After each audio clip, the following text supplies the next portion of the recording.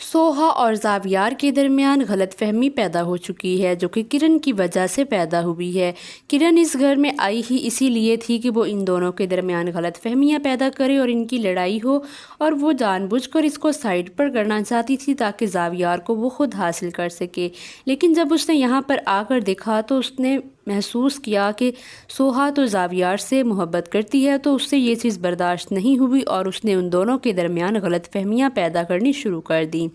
جب زاویار کو اس چیز کا علم ہوتا ہے تو وہ اس سے کہتا ہے کہ تم ایسی حرکتیں مت کرو، میری بیوی مجھ سے بدظن ہو رہی ہے اور وہ مجھ سے دور ہو جائے گی۔ تو کرن اسے ایک پلان بتاتی ہے، اسے کہتی ہے کہ نہیں، میں نے یہ چیز نوٹ کی ہے کہ تمہاری بیوی واقعی تم سے بہت زیادہ محبت کرتی ہے۔ اگر میں اور تم ساتھ مل کر اس کو جیلس کرنا شروع کر دیں تو وہ آہستہ آہستہ تمہارے قریب آنا شروع کر دے گی اور وہ اپنی محبت کا اظہار تم سے کر ہی دے گی۔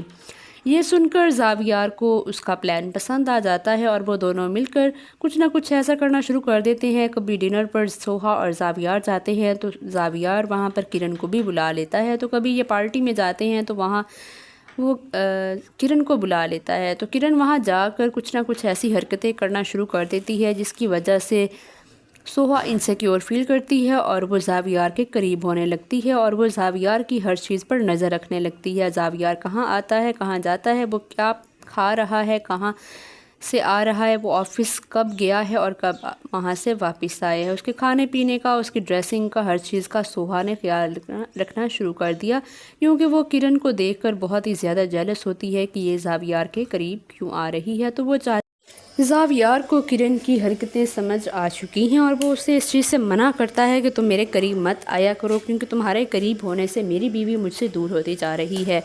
تو کرن اپنی ایک آخری سازش چلتی ہے جس میں وہ یہ کرتی ہے کہ جیسے ہی وہ دیکھتی ہے سوہا گھر پر موجود نہیں ہے تو وہ زاویار پر ڈورے ڈالنا شروع کر دیتی ہے۔ تو زاویار اسے کہتا ہے کہ سوہا گھر پر نہیں ہے تو تمہیں یہ سب کچھ کرنے کی ضرورت نہیں ہے، کیونکہ وہ تو یہ سب کچھ تب کرتے ہیں جب سوہا گھر پر موجود ہو، اور وہ اس کو جیلس کرنے کے لیے کچھ نہ کچھ ایسا کرتے تھے۔